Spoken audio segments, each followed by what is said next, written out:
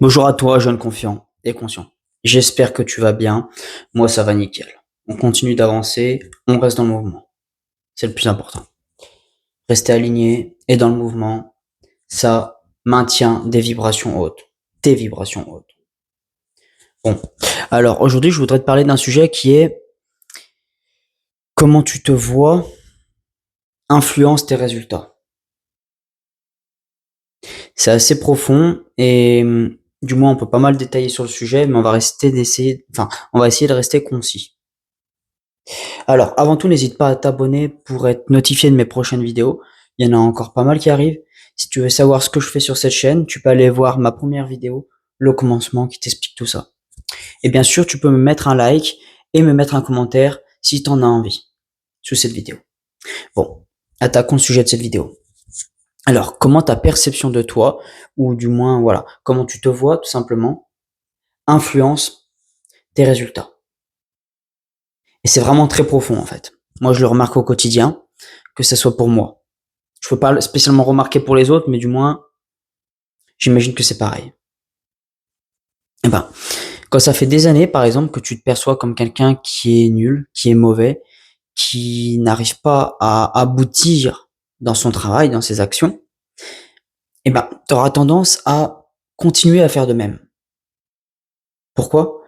Parce que pour toi, ça fait partie tellement de toi, de ton être, de ton identité, que ta seule manière de faire les choses, c'est la manière par laquelle tu as déjà fait les choses par le passé.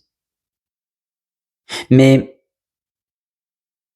c'est souvent en fait dans ta tête et aussi dans ta conscience en général. Ta conscience et ton inconscient. La façon que tu es programmé, le résultat donné par une action donnée sera quasi constamment la même chose. Et la plupart du temps, tu vas essayer de te débattre. Tu vas essayer de te débattre pour atteindre un objectif, alors que déjà de base, par tes pensées, tu te dis que tu ne vas pas y arriver.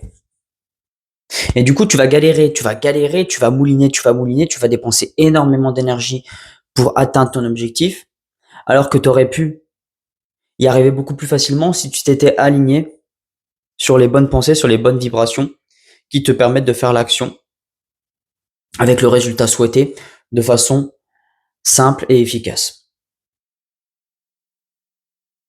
Tout ça prend du temps à mettre en place, mais c'est largement faisable. Donc ça prend vraiment... En fait, chaque jour, il faut que tu te recalibres sur les bonnes pensées en fonction de tes objectifs. Si ça fait des années que tu te dis que tu es quelqu'un, par exemple, qui est déprimé, qui n'arrive à rien dans la vie, qui a une vie nulle, tu peux le changer. Mais si tu continues à alimenter toujours la même chose, les mêmes pensées, les mêmes vibrations, il n'y a aucune raison que l'univers te donne les résultats que tu veux. Pourquoi? Parce qu'une des lois de l'univers est que toute vibration identique s'attire. Bon, je raccourcis un petit peu la loi, mais c'est ça. Si tu vibres l'amour, l'abondance, tu auras beaucoup d'amour et d'abondance. En fonction de ta perception de l'argent et ta perception des femmes, par exemple, tu vas attirer des choses qui confirment ta perception de cela. C'est aussi simple que ça. Et ça, c'est pas une loi que tu peux changer, que tu peux dire vas-y bon, un jour ça fonctionne, un jour ça fonctionne pas. En fait, ça fonctionne toujours, constamment, à chaque instant. Donc il suffit d'appliquer cela. Si tu n'arrives pas à l'appliquer, comme ce que ça a déjà été le cas pour moi, c'est souvent que tu n'as pas la conscience, la réelle conscience, à l'instant T, que tu dois le faire et que tu peux le faire.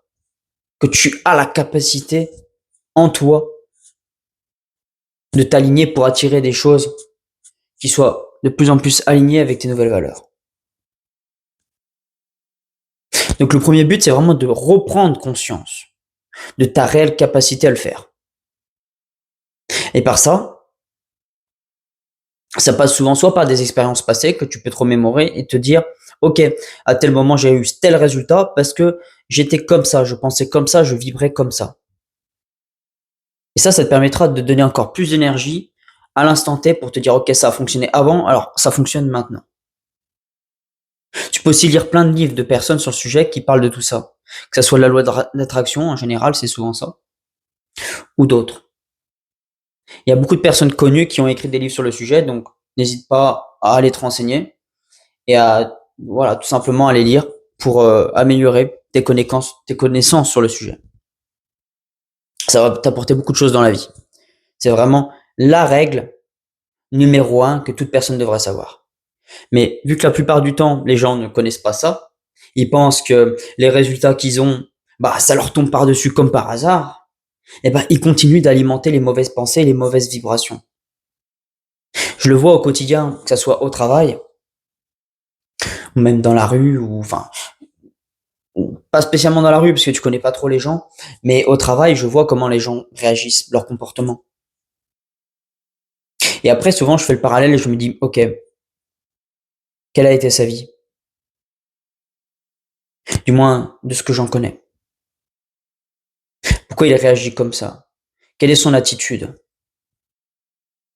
Pas que je dois plus me mêler de la vie des autres que de la mienne, mais de comprendre la vie des autres, de voir quels résultats ils ont eu par rapport à leurs actions ou par rapport à leur comportement. Parce que leurs actions, je peux pas spécialement les voir parce que je les connais pas plus que ça, ces gens.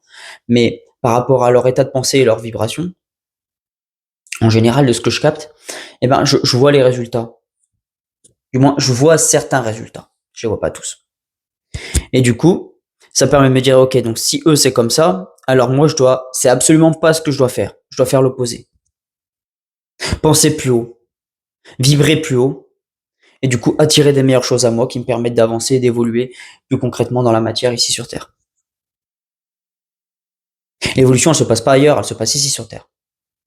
C'est pas en s'imaginant des choses dans ta tête en te disant vas-y, peut-être qu'il y a d'autres vies sur d'autres planètes et tout, ça peut être super cool. Ok, peut-être, oui.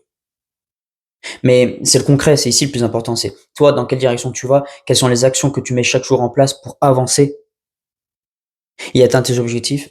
Et bien sûr, avoir une vision claire de tes objectifs. Parce que si t'as pas une vision claire de qui tu veux devenir, de qui tu veux atteindre, et ben, du coup, tu peux pas mettre des actions claires chaque jour ou dans la semaine pour pouvoir les atteindre. Très important d'avoir une vision claire de qui tu veux devenir. Voilà. Donc, la perception que tu as de toi et ce que tu t'imagines, enfin, tu te visualises en toi, tes pensées, tout ça, ont un impact primordial. Et souvent, j'ai tendance à voir cette conscience-là par moment, et des fois, ça redescend petit à petit. Je me rends compte que je me suis réengrené, en fait, dans mes anciens schémas de pensée, ceux qui ont encore la prédominance sur moi aujourd'hui. Mais plus je reprends conscience, à chaque fois que je remets de la conscience dessus et que je les réintègre, ces nouveaux schémas de pensée, du moins que j'ai compris que les anciens sont là et que du coup ça fait que ma vie continue à être ce qu'elle est, et ben petit à petit j'agis dessus pour me transformer en profondeur. Après tout mon organisme s'habitue, mon corps s'habitue à tout ça, mon cerveau s'habitue à tout ça avec aussi la neuroplasticité cérébrale qui est un truc incroyable en fait. Ton corps il est incroyable à quel point il peut s'habituer, à quel point il peut s'adapter à toutes les conditions que tu lui donnes, que ça soit le stress chronique, la paix et plein d'autres. Tu vois, il peut s'adapter de l'extrême gauche à l'extrême droite, de l'extrême bas à l'extrême haut. Il peut s'adapter totalement. Jusqu'à un certain niveau, bien sûr. Qui est après des grosses maladies qui peut mener à ta perte. Mais la plupart du temps, le corps s'adapte beaucoup plus que ce qu'il devrait tolérer en temps normal. Voilà. Donc la perception que tu as de toi, si à l'avance tu commences déjà à te dire que non, moi je fais pas comme ça, moi je suis pas comme ça, moi j'ai toujours fait comme ça, je fais comme ça, alors tu auras toujours les mêmes résultats. Peu importe l'énergie que tu y mettras derrière, en fait, ça sera surtout plus une perte d'énergie que qu'au final, d'atteindre un but avec des gros résultats souhaités. Donc, réfléchis bien, du moins, analyse, pas avec tension, mais analyse régulièrement au niveau de tes pensées, voir si tes pensées t'élèvent ou si elles te rabaissent. Et tu verras que petit à petit, si tu te rends compte que que tes pensées te rabaissent, dans ce cas-là, tu es suffisamment conscient pour remplacer ces pensées par des pensées plus hautes. Et petit à petit, ça deviendra une habitude, ça deviendra quelque chose de normal, ça deviendra ta nouvelle base. Et là, tu seras concrètement une nouvelle personne. Et je peux t'assurer que tu regretteras pas d'avoir mis l'effort nécessaire pour le faire.